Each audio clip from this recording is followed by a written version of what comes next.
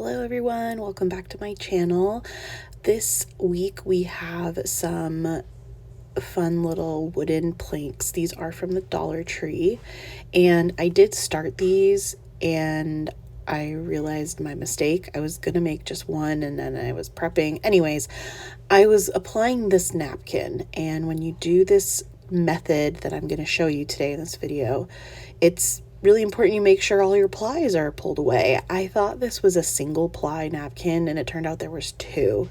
So you want it to look like the one on the right where it's just the image and there's no plies underneath it. So I'm going to show you here. There's one. I thought it was done.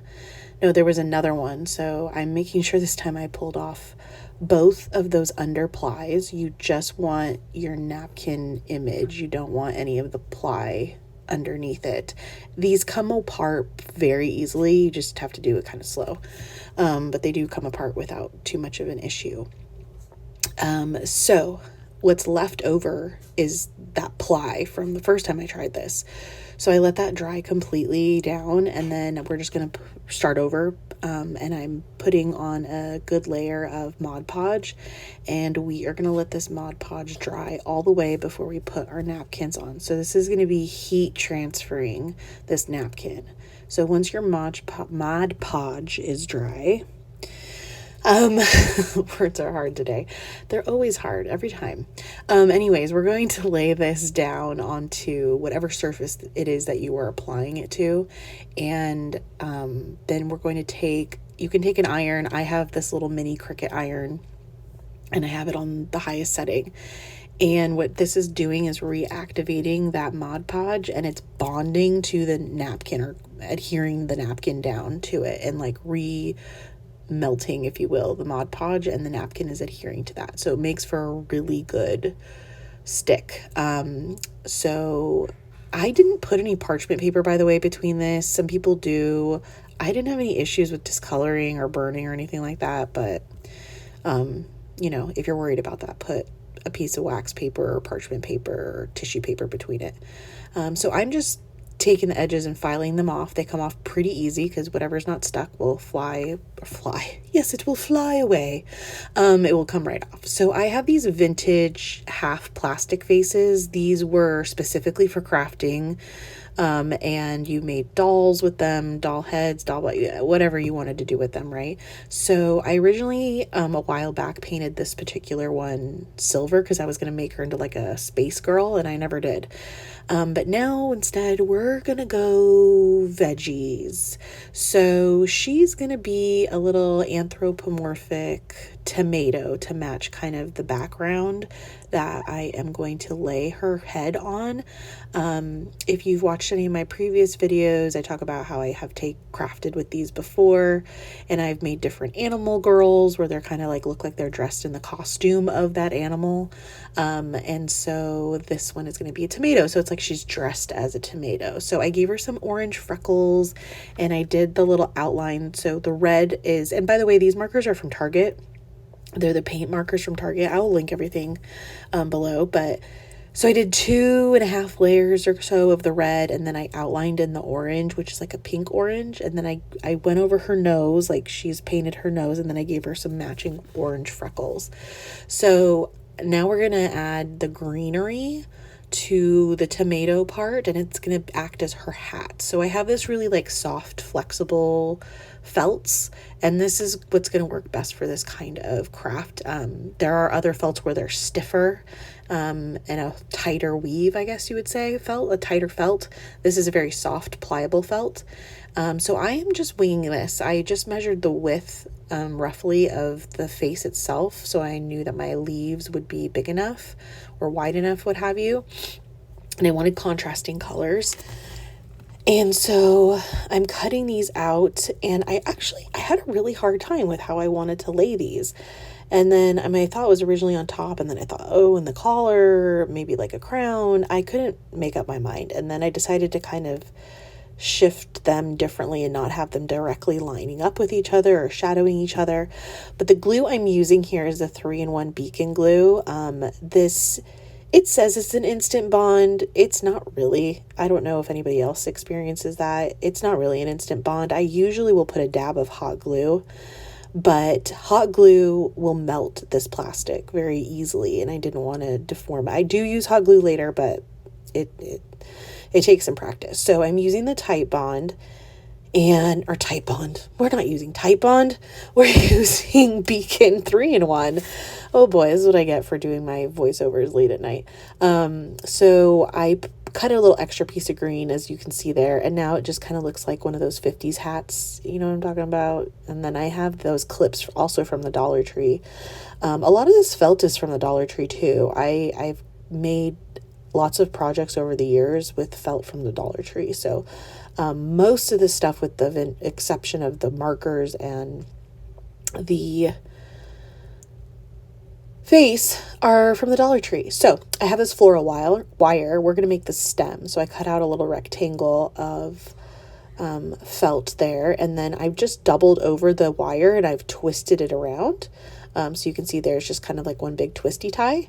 And then I'm going to hot glue that into place, and then we're going to fold the felt over itself and kind of taco it around the wire there. So, which the wire, now I'm thinking about, I think I got it at Walmart. It's the same wire I use for my button bouquets, if you guys have seen my videos with how I make button bouquets. So this is our stem. Once the glue is pretty much hardened all the way or dried, I'm going to cut down the side of it and kind of tape at a taper cut. And then now that the wire's in there, we can bend and make our little stem vine to look however we want. So I'm going to glue it, and this is where my hot glue comes in. So if you have it capable to you, I know hot glue guns all run one temperature, but with these plastic faces, which you can find these in stacks on eBay, a lot of online, like they're still around, they're still available to get. So if mine's a lower temperature, it doesn't run extremely hot. So, and I put the least amount of glue, and then I took my my heat gun, but it has a cold setting on it, and I blew that at it to get so it didn't melt my head too badly. So that's the only risk you take with using hot glue on these, because it is plastic. If the hot glue is too hot, it will melt and deform your face. So I'm just twisting this little vine till I like it the way it is. And I was like, oh my gosh, she's so cute. Oh my gosh. I live for the kitsch, so this is like making my heart happy. So now I'm going to make a little Peter Pan collar, which is basically just like a scalloped or not quite a heart-shaped top. And then, which, realizing now, I think my Peter Pan collar is upside down, actually. I don't know. Tomato, tomato. I have jokes. Anyways, so now we're taking this chenille yarn. I'm such a dork. And this is also from the Dollar Tree, this chenille yarn. I love picking up yarn from there, especially as it's so soft. It's so soft.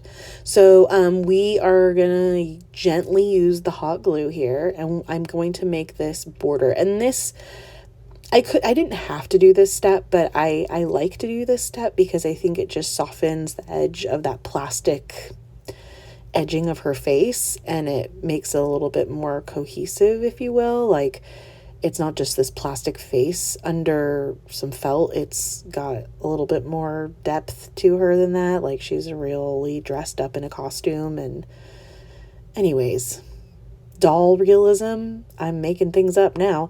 Anyways, again, it's late here. So I've hot glued this all the way around. And once we get all the way, we're going to then be ready now to glue her down onto the plaque. So putting that yarn around her head too also acts as like an extra anchor and somewhere for my hot glue to go rather than just the plastic of the face, which will then also help keep its shape. So I have green as well, and I wanted something a little more organic or free-flowing on her head and a little more volume up there. So I just kind of loved how this like organically draped down her head. And I don't know, I was feeling it. So that's what we did. And I only did a little tiny dot of glue. So that way the bows or the strings are free free moving. They're not glued down.